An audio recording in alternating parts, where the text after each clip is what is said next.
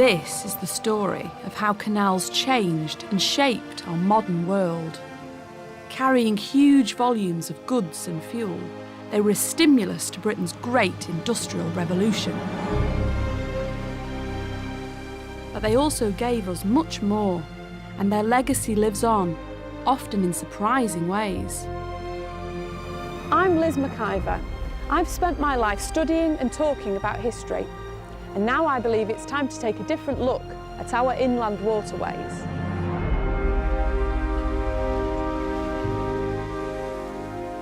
In the story of Britain's canals, there's a chapter that's barely been told. It's the role of the workers, the navvies, whose Herculean efforts drove waterways across the landscape, a nomadic army of hard, resilient men roaming the countryside, seeking work. So who were these forgotten men? Unreliable heathens, who evolved a lifestyle and culture of their own? Social outcasts, with a reputation for hard living and hard drinking? Or unsung heroes, who used might and muscle to build epic marvels? These men of brawn, with a huge capacity for work, would have one last triumph. It was this, a giant project hailed as one of the greatest feats of Victorian engineering, the Manchester Ship Canal.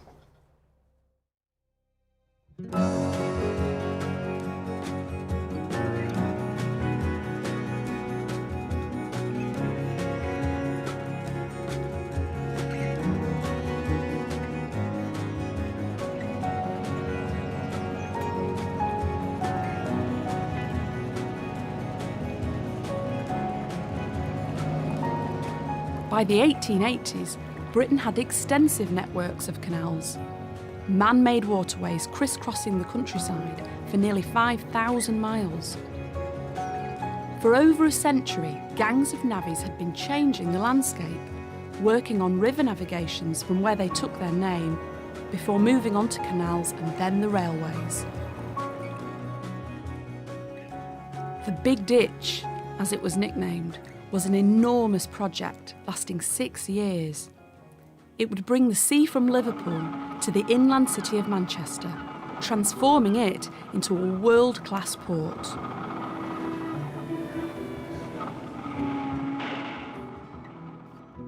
Ocean-going vessels could navigate their way from the Atlantic and Irish Sea into the industrial heart of Lancashire.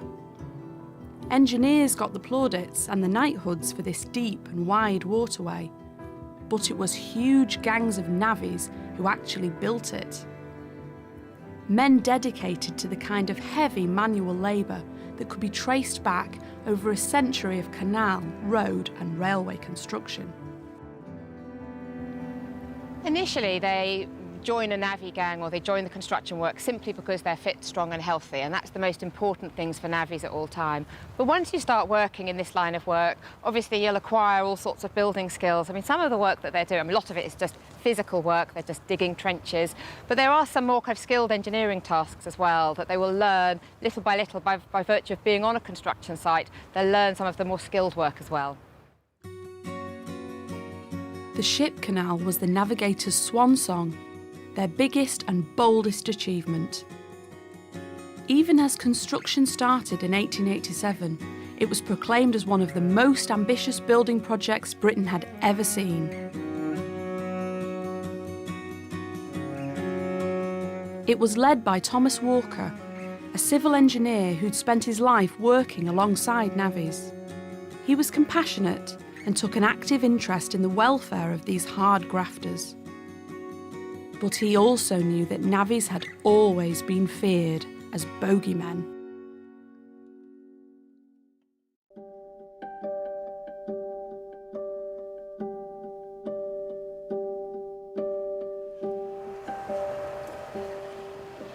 Society regarded the navvies with contempt. They had an unsavoury reputation for being wild, disruptive and sometimes ungodly. A Lancashire vicar described navvies as men who cheat and steal and drink and swear and fight and do all kinds of mischief to themselves and others. The Reverend St George Sargent, working near Lancaster, didn't mince his words either. The navigators were the most neglected and spiritually destitute people I ever met, ignorant of Bible religion and gospel truth, infected with infidelity, and prone to revolutionary principles. In Preston in 1838, a huge fight broke out between Irish navvies and agricultural workers. As the local paper reported it, about 800 drunken men, armed with guns, pistols and pikes, began a pitched battle which resulted in deaths and serious injuries. There's a common misconception that most navvies were Irish. When the potato harvest failed in the mid-19th century in Ireland, agricultural labourers did come to England to work on canals and railways, and it caused resentment. I suppose any band of outsiders who comes into a settled community that's unfamiliar with their neighbours more than a mile and a half down the road are going to be treated with, looked on with suspicion. You would have had, I suppose, vagrants, wandering beggars and so on for a long, long time around the English countryside. And suddenly these looked rather similar, but in vastly greater numbers. And yeah, there was natural suspicion and mistrust. And I suppose people then went on how they found them as they worked alongside them.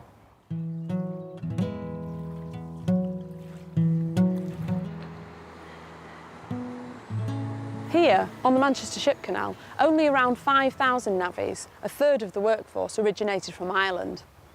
At the time work started, there was a general hostility towards the navvy, irrespective of their background. They, in turn, responded to this alienation by embracing an identity of their own. Navvies had always looked different. One contemporary described their colourful fashion.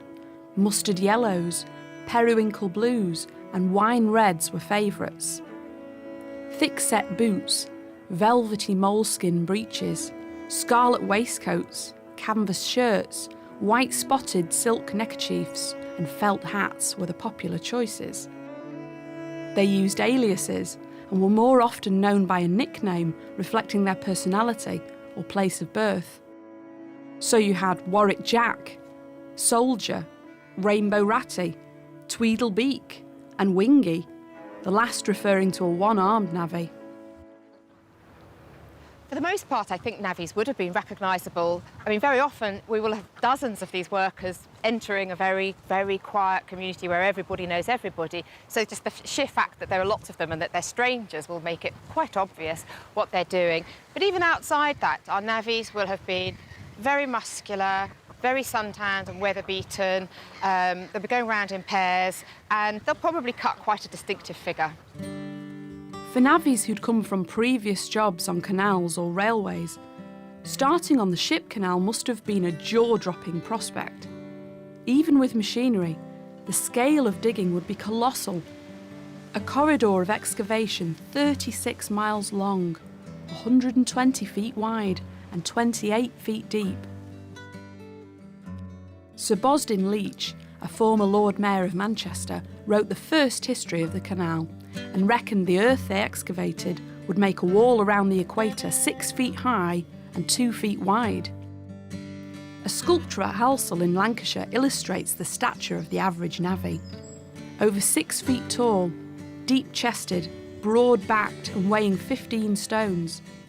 And that was when the average height of a man in Britain was just 5 feet 6 inches tall. A navvy could shift all sorts, from rock and soil to clay and sand, and everything was simply called muck. And they could shift extraordinary amounts of muck. The average navvy would be swinging shovel after shovelful over his shoulder and into a wagon. It's thought that they could move up to 12 cubic yards a day. That's roughly what this pile here represents. And it's nearly 18 tonnes. All that work in just one day. That sort of physical exercise resulted in large appetites. Well, looking at all of this on the table, it looks quite inviting. But is this the sort of food, Jordan, that navvies would have eaten? Yeah, so this is a very typical diet that a person working on the canals would eat. they consumed roughly about 8,000 calories a day, which is an enormous amount of food. And just to put that into perspective, the average man in the UK today, according to the government guidelines, should consume roughly about 2,500 calories. A labourer, modern day labourer, manual work, maybe 3,500 calories. And an elite athlete, maybe like a triathlon or a Tour de France athlete, would consume anywhere between 5,000 and 6,000 calories a day. So that really puts it into perspective, not only how much they were eating, but how physically demanding the work actually was. 4,000 of those 8,000 were from bread alone. When we actually look at the bread, it's very different to the bread of today. It would have been much more dense, it wouldn't have been made from refined flour, and the loaves would have been round, quite brittle, easy to break, and they certainly wouldn't have been sliced. So that's quite a lot of beer. Is that how much they would have drunk in one day? It is, yeah. Your typical canal worker would have had anywhere between 6 to 8 pints or bottles of beer a day, which at first seems quite shocking. But when we look back to the time when the canal was being built, water quality was terrible. And drinking beer, which was relatively weak, was the best way for you to get clean water. So was there an alternative to beer? There was an alternative to beer, which is of course to drink tea. But when you actually think of the practicality of it, you would have to find a heat source, you would have to wait for the kettle to boil, and then of course you can drink it. So again, beer would have been the best option to get rehydrated.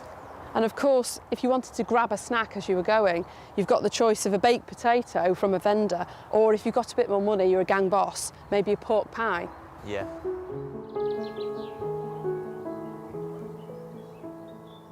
Navvies on the Ship Canal were fortunate in that a long-established and long-despised system of exploitation on the canals and railways had recently come to an end.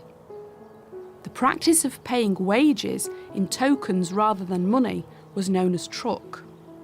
This scheme compelled the navvies to exchange these pay vouchers in tommy shops or food stores owned by the contractor. The goods available were generally low in quality but high in price. Parliament's outlawing of the truck system was finally enforced the year the canal started. And as the 19th century headed to a close, other reforms were in place to help the welfare of the working classes. Although conditions were still hard, child labour had been clamped down on, working hours reduced, and public health practices adopted. So the construction gangs would have been relieved, but not surprised, to find an enlightened man in charge of the Ship Canal.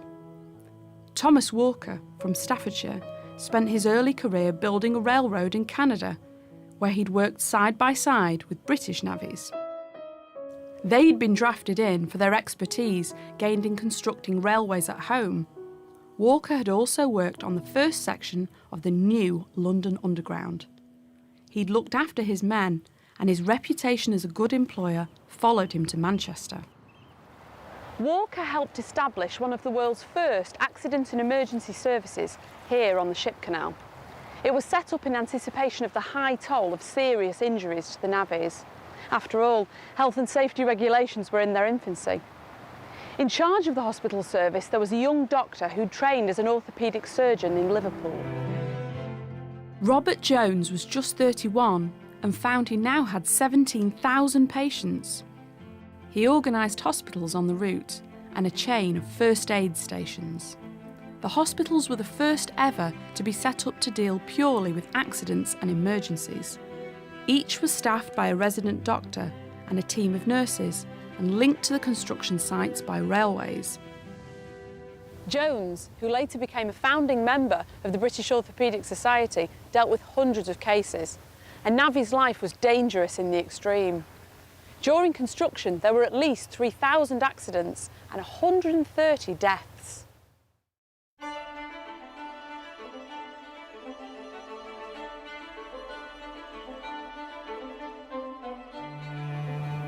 It's very dangerous. Essentially, it's a job that requires men using just their muscle power to shift a lot of very heavy objects around.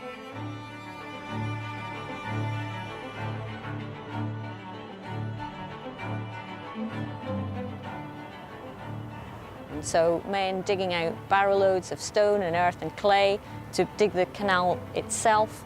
You've got people lining the canals with stone, which is in big blocks mostly. And you've got men to push the canal through hilly areas. And in all of these things, there's always the risk of things going wrong. But the healthcare wasn't free. Each navvy had to join a company sick club. They would take a small amount out of the workers' wages each week, and that would go to paying for the services of a doctor. So if a navvy got injured, the company doctor would come and help them, and if they were badly enough injured that they needed to go to hospital, they could go to hospital. The biggest loss of life occurred at Ince, near Ellesmere Port, 4 years into construction. 23 ballast wagons were accidentally sent into the wrong railway siding. They crashed through the buffers and fell onto a gang of navvies working below.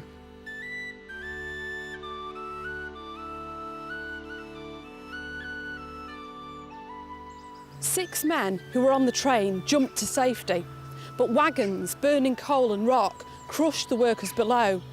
10 were killed. Another 10 had to be dug out by steam crane and treated for serious injuries at the field hospital.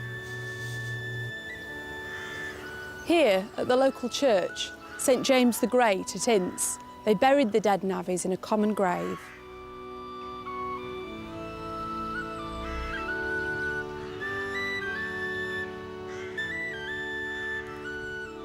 The construction gangs lived alongside the route, taking lodgings where they could, or in shanty towns like here.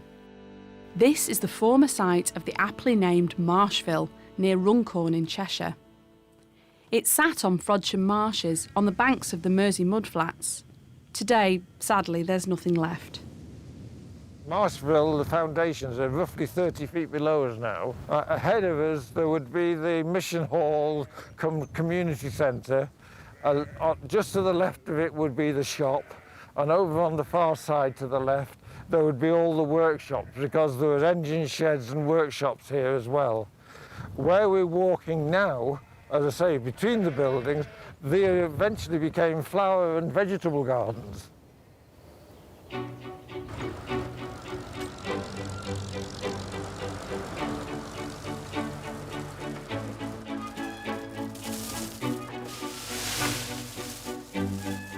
The navvies on the Ship Canal weren't using muscle power alone, as their predecessors had on the earlier waterways.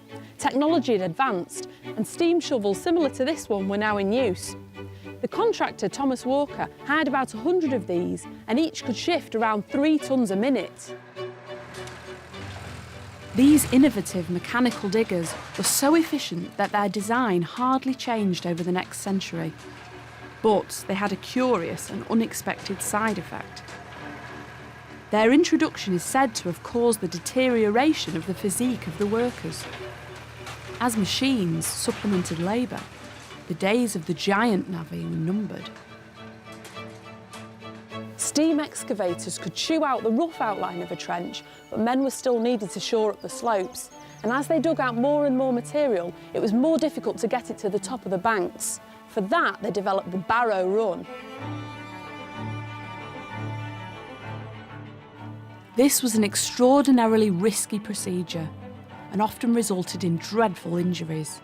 The navvy and a full barrow would, in effect, be winched up a wooden ramp by a rope that extended over the embankment and was attached to a pulling horse.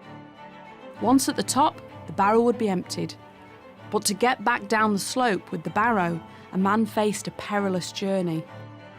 He pushed it in front of him and used his boots as brakes.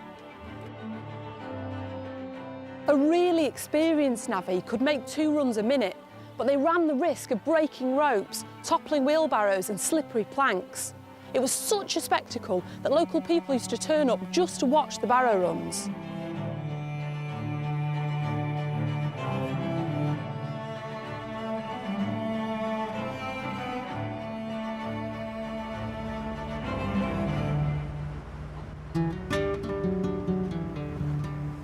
Traditionally, navvies were a highly mobile and flexible workforce. Men would wander around the country between jobs, going on the tramp, as they called it. Wages were comparatively good, a navvy could earn 5 times what a farm labourer would be paid for a day's work. But they belonged nowhere and had few responsibilities. The navvies were individualistic, they were nomadic because that's the nature of the work, and that didn't lend itself to unionisation, and where navvies encountered unions they regarded them as almost as parasitic as the employers, looking for money from them and offering very little in return. A navvy's bargaining power was the ability to walk off the site, down the road and onto another site. As long as a man could do that, he was a free man. As the canal headed towards Manchester, its construction coincided with the emergence of a nationwide labour movement fighting for better pay and conditions. So when one man tried to do what no one had ever managed before, organise the navvies into a powerful group, it seemed like a winning idea. John Ward was the son of a plasterer. He'd had no formal education, and by the age of 12 was working as a navvy on a railway. He tramped from job to job and endured all the hardships of navvy life. On the Manchester Ship Canal, his hands froze to a wagon and had to be torn free by his workmates. In 1889, a year that would later be recognised as a turning point in the history of trade unionism, John Ward founded the inelegantly named Navvies, Bricklayers, Labourers and General Labourers Union. He wanted better wages and compensation for those who'd been killed or injured, and he had reason to believe that his new union could become powerful. Traditionally, unions had represented single professions of skilled workers, such as engineers, printers and carpenters. They were exclusive, and unskilled workers like navvies and labourers were kept out. But 2 strikes in 1889 changed that stance and marked a milestone in the development of the British labour movement. The first was at a gasworks in London in a dispute over working hours.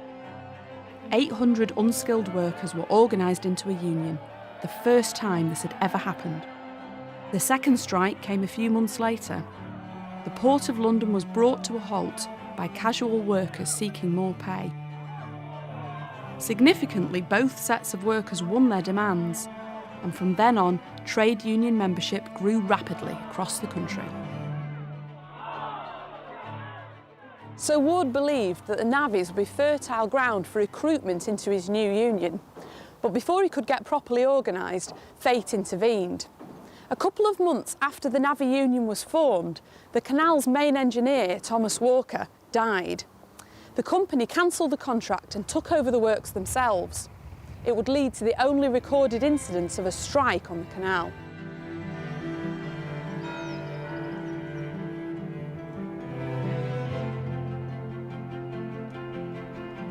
Once the navvies realised the contract had been cancelled, they saw an opportunity to renegotiate their pay and down tools.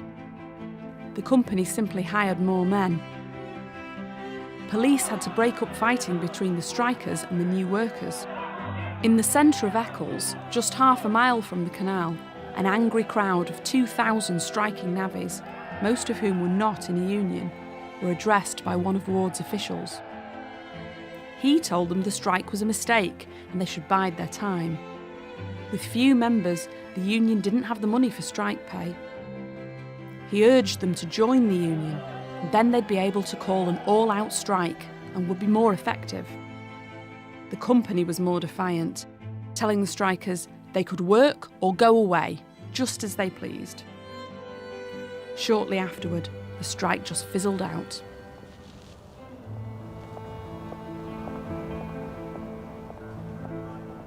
It isn't to say they weren't organised, they were terribly organised for their own interests, and they were militant in the true sense of that word, because they were tough men used to fighting, hard drinking and so forth, and they didn't need a formal trade union structure. They didn't need branch secretaries, branches, organisers and that sort of thing, which was the typical structure of late Victorian unions.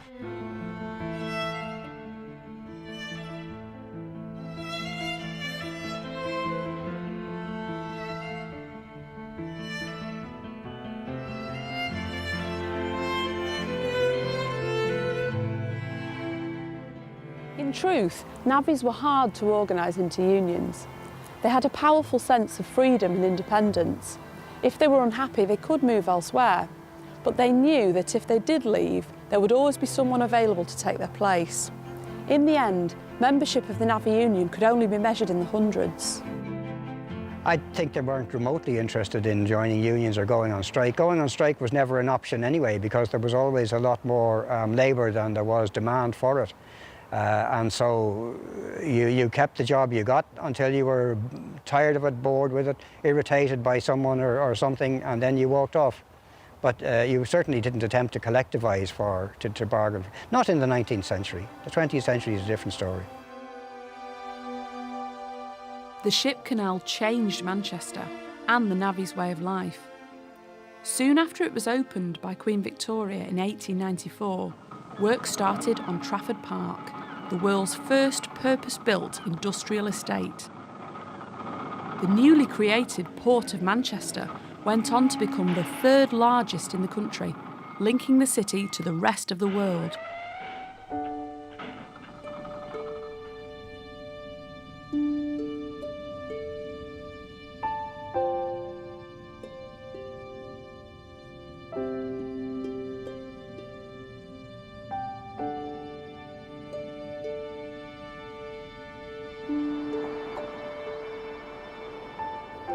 With the canal finished and most of the new rail network now in place, time was up for the navvy in Britain. Some continued on the tramp to Europe and America, where more railways were being constructed. But as for the towns they left behind, there was a sense of loss and perhaps guilt at the prejudices and misconceptions of the humble navvy.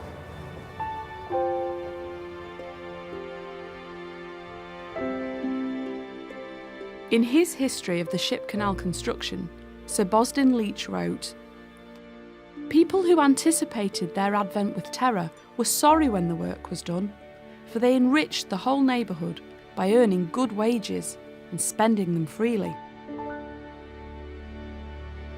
An efficient transport system helped to kick-start the Industrial Revolution.